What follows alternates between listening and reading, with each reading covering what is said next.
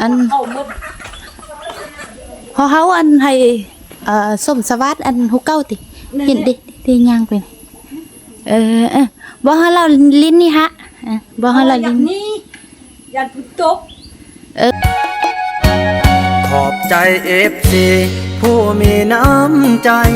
แบ่งปันเหมือนฟ้าบันดาลให้สร้างรายการนี้มาสวยเหลือคนทุกข์คนจนหรือคนด้อยกว่าด้วยแห่งศรัทธาบุญนำพาได้มาร่วมทาง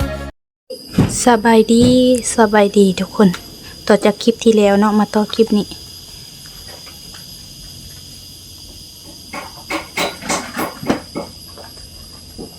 ตกแต่งโต๊ะกันทุกคน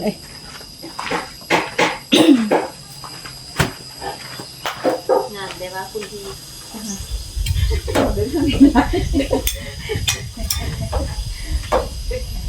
เด็กมันดึงเข้ามาเพื่อแล้วมันจับผ้าโมก็แรงให้อันก่อน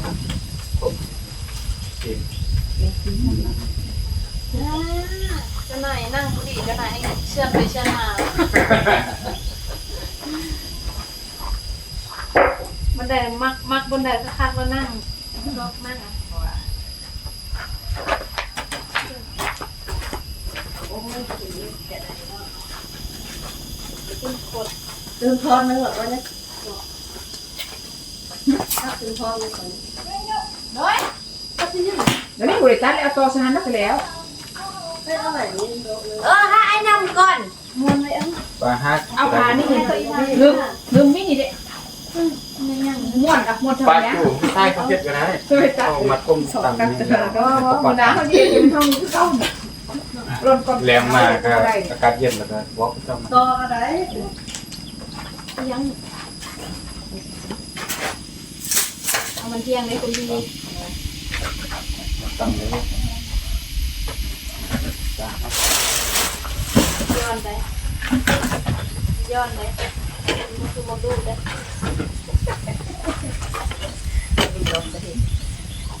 โอ้ทุกคนเอ้ยเมื่อกี้นี้เซาลีกะมาเนาะว่าจะได้เซาลี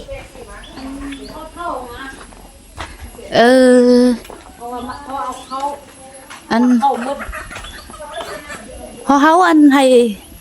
สมสวัสดิ์อันหุกเก้าติเห็นดิที่ย่างเป็นบ่ให้เราลิ้นนี่ฮะ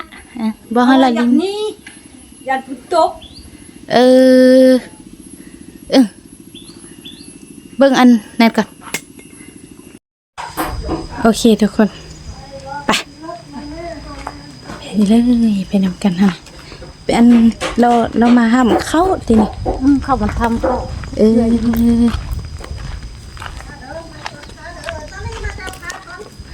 อันซาลีจะพาไป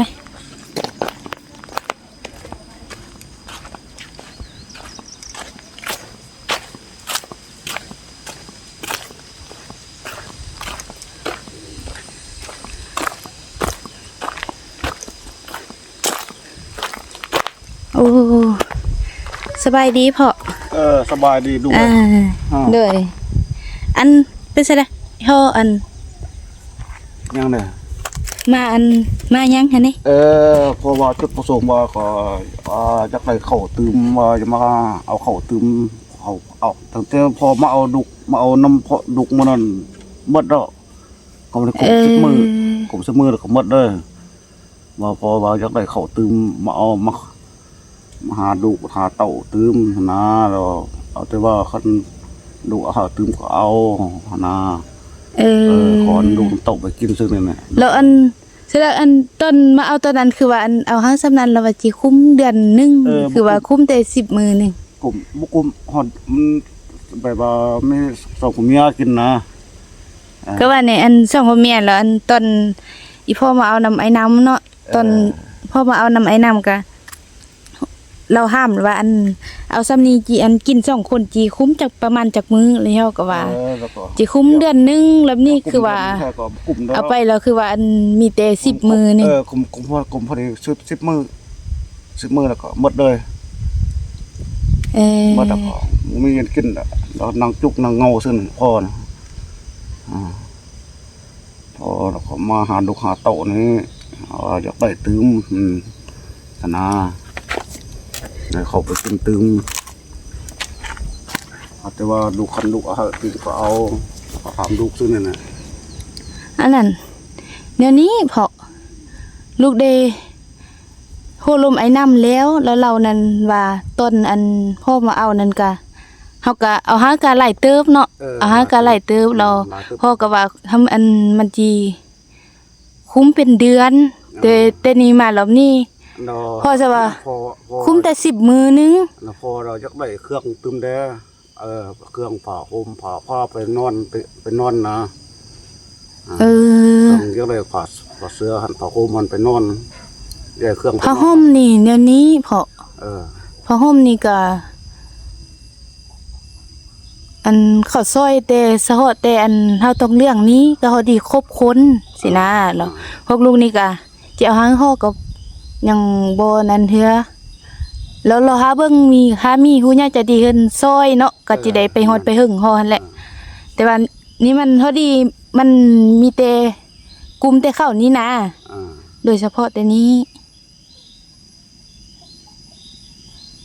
แล้วอันเป็นเครื่องนุ่งเครื่องนั่นนี่แฮก็เฮามีอยู่พอเราอยากได้ผ้าห่มหั่นแล้วผ้าเสื้อนอนหั่นแล้วอันไต่หั่นนะไต่ไปอันไต่เฮือนนั่นยกแบบคืออันของเขานี่นะของลูกนี่น่ะแบบอันไต่เลยเบิ่งคันอันขนาดก็เฮาไปซอกเอาเครื่องนี้ก่อนก็ได้ไปลูกค้าไปซอกเอาไปเบิ่งอันซอกเอาเครื่องนี้ก่อนเครื่องใส่เครื่องอยู่นี่เพราะว่าพวกลูกเอาอันเมียนไว้นี่ไป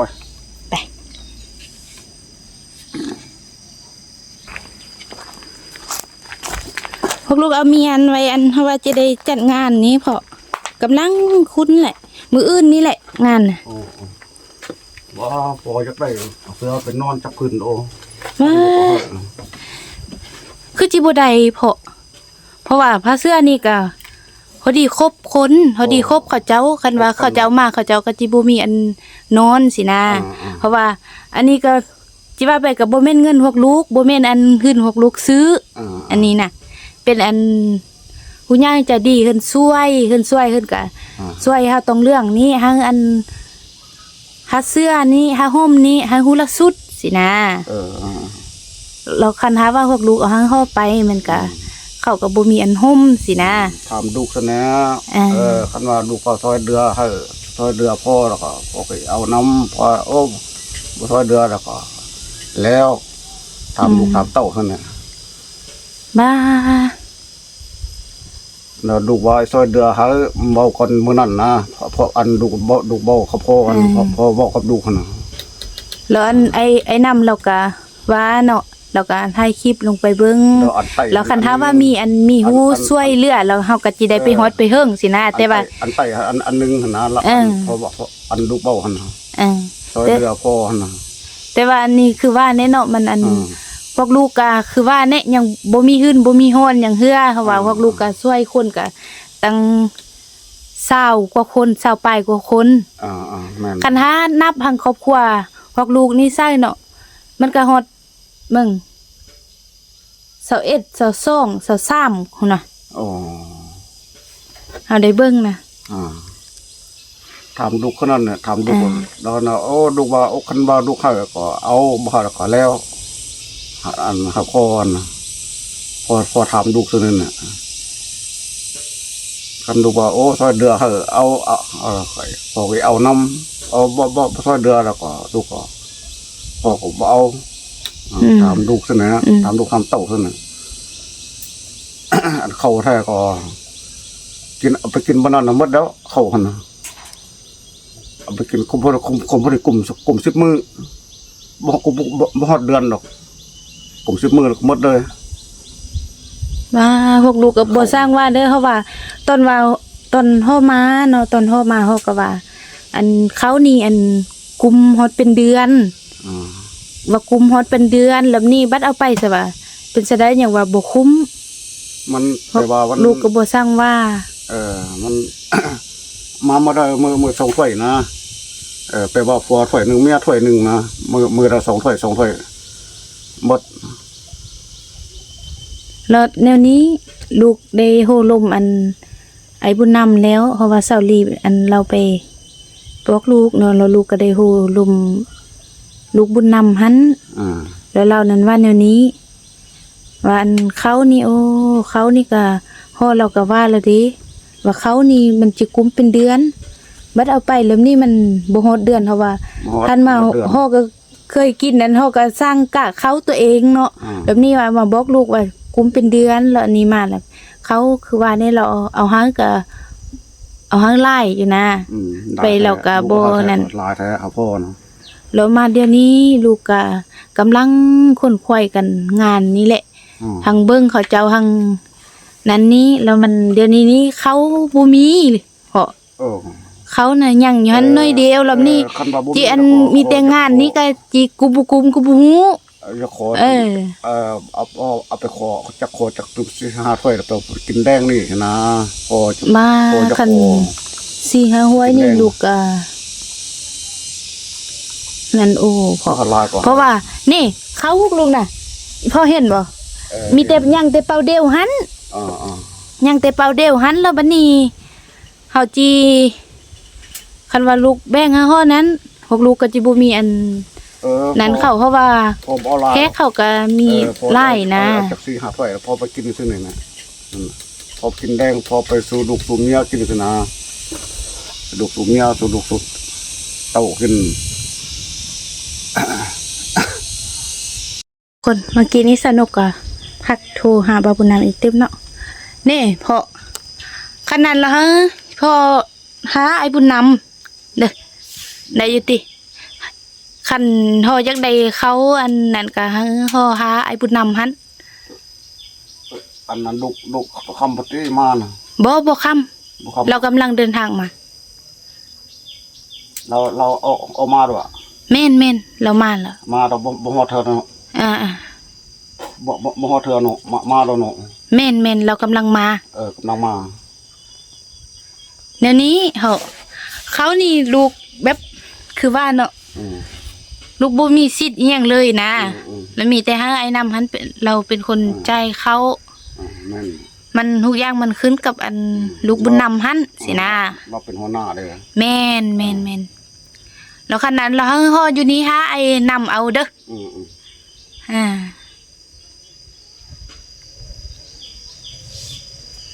4 โมง 5 โมงเราเคยมาแล้วเนาะ4 โมง 5 โมงปานนั้นมาแล้ว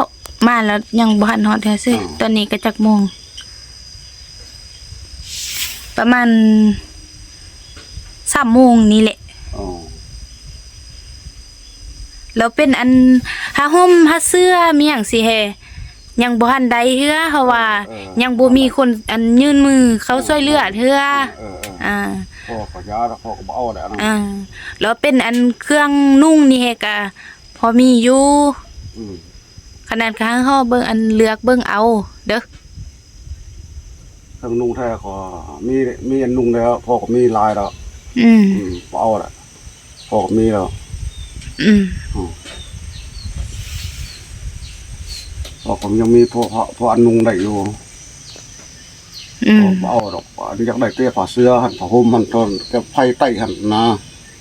ไผไต้หั่น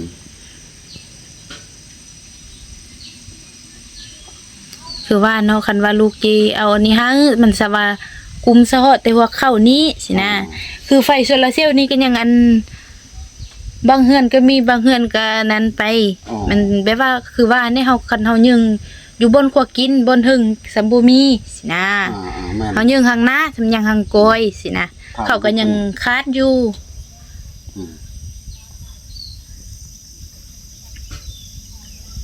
จังซั่นเลยเด้อขนาดก็หาเบิ่งอันลูกบุญนำหั่นลูกก็สิได้ไปเบิ่งเวียกต่อก่อนลูกก็ได้กำลังคุณเคี้ยวแนวนี้แหละเฮาเอ้ยนี่เวียกเฮ็ดเวียกก่อนน่ะนี่เวียกเฮ็ดเวียกก่อนลูกเอ้ยก็อยู่นี่ท่าดอก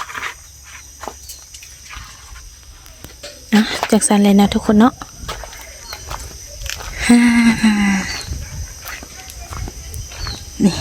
เขาเฮาก็ยังแต่เป่าเดียวหั่นสินะ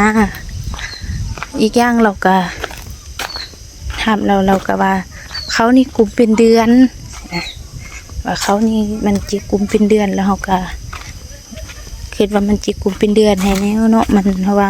เขาเจ้าก็แบบผู้เฮากินเขาเจ้าก็กินมันยิ่งมันย่อยนะเฮาก็มาทุกคนนี่เด้อ